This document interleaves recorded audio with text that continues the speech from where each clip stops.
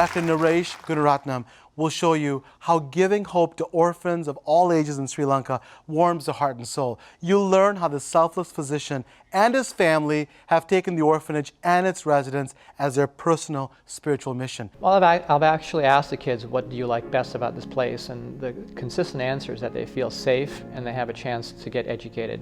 So this is a place where they feel very secure. They're given 3 meals a day. They're sent to school, and then they're brought in a very secure environment. And then they also have other children just like them who've gone through what they've gone through. And that's a very secure place for these kids, many of whom had gone through severe trauma. Welcome back, and thanks for staying with us. We now have Dr. Naresh Gunarantanam. Thank you very much for joining us. Thanks for having me. Oh, no problem. Naresh, if you could let people know a little bit about who you are. I mean, we're going to talk about some of your activities, but who are you? I'm a gastroenterologist. I live in Ann Arbor, Michigan. I'm married, have 2 kids. Originally from Sri Lanka. I left when I was about 6, 7, and emigrated to the U.S. when I was about 9. And Naresh and I are very similar because I immigrated when I was about 9 and from India, so we have similar backgrounds. But now tell us about, we're going to talk about Grace Orphanage, and tell us a little bit about Grace Orphanage and how it was founded, if you could let people know. Well, Sri Lanka went through a civil war, and at the height of the civil war, there were a lot of orphaned children. And my friend Eric Parkinson, who's a lawyer in California, was actually reading an article and saw that there were a lot of children in need. How long ago would you say this was? This was about 2001. Okay. And so he felt compelled to help the children, and he actually just was going to raise some money and send the money down to the guys there. And the guys on the other side said, we really don't want your money if your heart's not in it. So Eric felt challenged. And the interesting thing is that it was during September 11, 2001, when all the September 11th, September 11th was going on.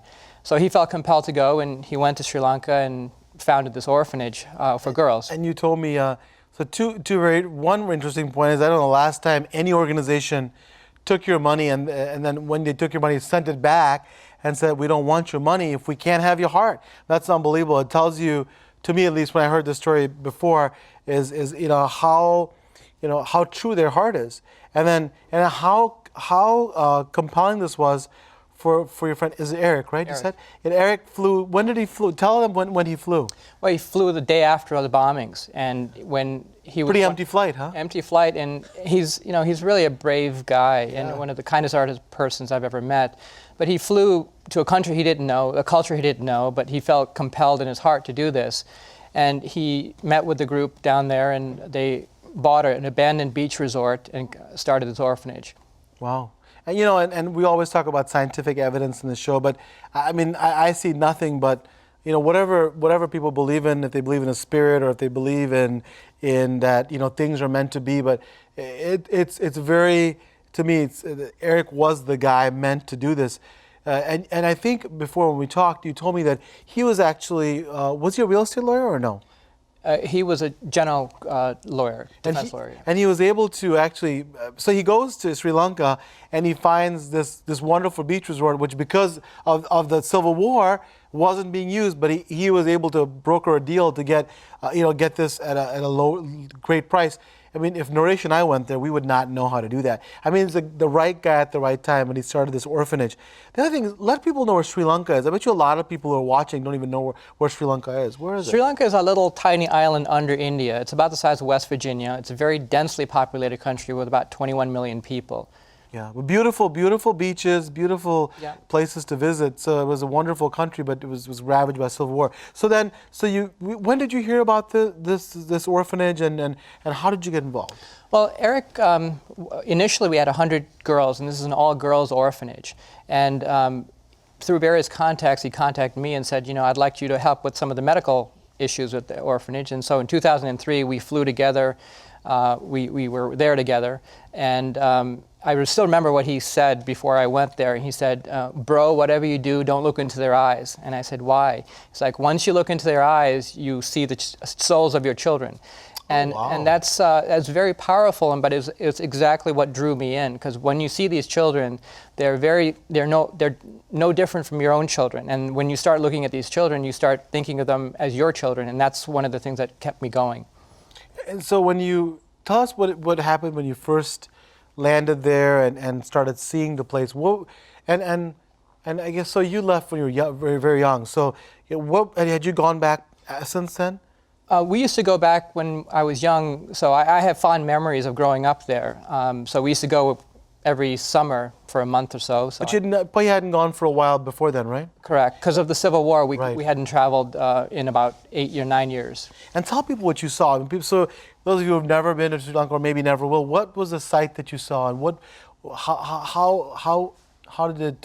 How was the country when you visited there after the Civil War? Well, it's interesting. If you go to the major city, Colombo, it's like any other metropolitan city. But as you go in towards Trincomalee, which is where the orphanage is, it's almost like going back in time because the roads start falling apart, infrastructure falls apart, and it literally is going back in time. It feels like you're traveling back 100 years because everything is ruined. But then you also told me, I think I was you or Eric, that seeing all these young children with no parents, I mean, and then the second generation of seeing the parents of these folks that don't have their kids. I mean, that was pretty unusual, wasn't it? It was. I mean, I think one of the things that we found is that I connected with the children immediately, in part due to my own circumstances. I lost my dad when I was a teenager, so I could fully empathize with the fact that how much of a travesty it is to lose a parent when you're young. It's horrible, yeah. And so I could empathize with the fact that some of them, had lost one parent, some had lost both, but were also caught up in poverty, war, and a lot of other things that people don't typically have to deal with. We have to take a break. When we come back, we'll share more with Dr. Gunarantanam. Please don't go away.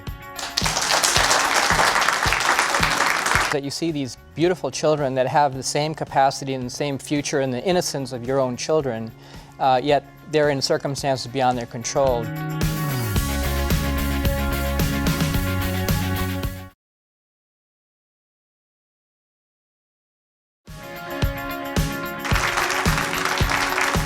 Back again, we're talking with Naresh about seeing some of these orphans that are in Sri Lanka, and you were saying that you could empathize with them because you had lost your father at a young age. And what was interesting, I remember you told me there, that you actually, are there a lot of homeless orphans in Sri Lanka? There are, as a function of poverty, many of the children in these areas come from very poor families. So even if some don't have lost both parents, but even if they have one parent, usually a mother, she's usually unable to take care of them. So they're essentially wandering the streets. So we take them away from the streets and give them shelter, food, and a chance to have education. In the orphanage? At the orphanage. Well, we have a school bus that takes them to the local school. But, they're fed, they're clothed, they're sent to school. We have tutors that come in that teach them, to help them catch up. Well, that's great. That's great. And tell me what the toughest, you told me something very interesting. When you look in their eyes, you feel like you see the eyes of your own children. So what is the most difficult part of working with them, and also in that part of the world, I mean, where you don't always have control over what happens to these poor kids? What's the most difficult part of this? Well, I think the main thing is that you see these beautiful children that have the same capacity and the same future and the innocence of your own children, yet they're in circumstances beyond their control due to war, way beyond their control. But you feel very helpless because the way you think about your own children, you want to protect them, you want to take care of them and make sure they live to their potential. And when you see these children, you want that same for them because they're no different. You still connect with them emotionally. But there's so many of them. So at least at our place, we can say we're not going to take care of the world, but at least for these 50 children, we're going to be able to do something positive for them. Oh, that's great. And that's a very important thing you said.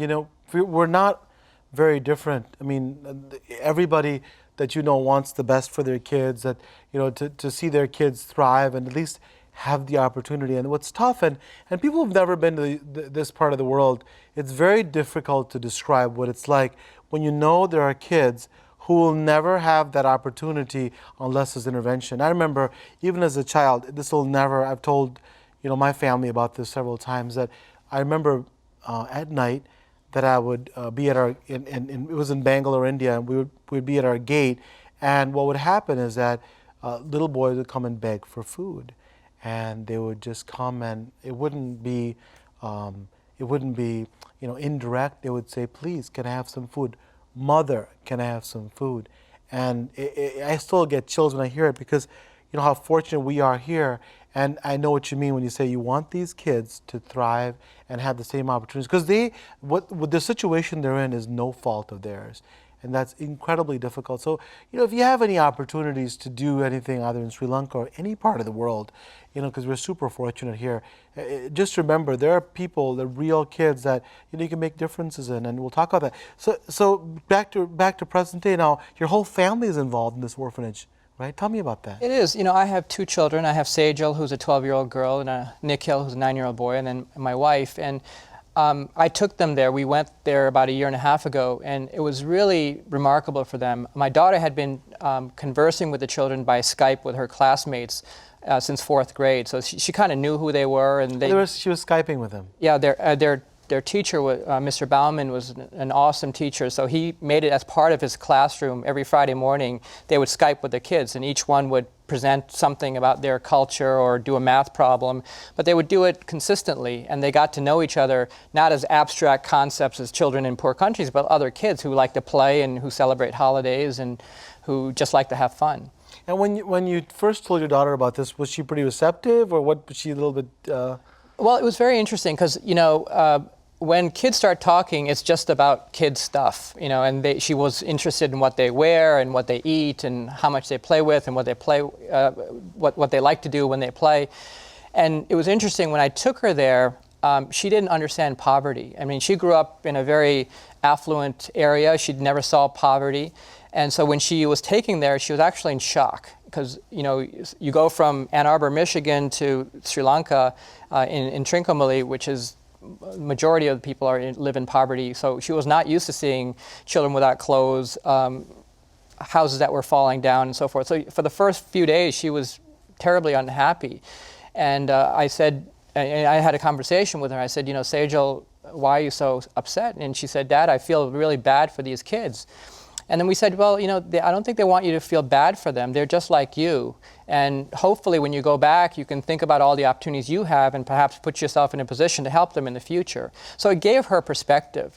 I could never have taught her everything that she saw and gained for herself. I mean, simple things like she would say, hey, Dad, how come that girl doesn't have shoes? And I would say, gee, if your mom or dad is not able to buy you the shoe, or you had a shoe and the shoe broke, no one's going to take you to Target to get another shoe. Right. So it really made it connected to when you see poverty for yourself. And then now she's more receptive, and she sees these people as her sisters, and she wants to help them. So both kids are very engaged in fundraising and promoting grace.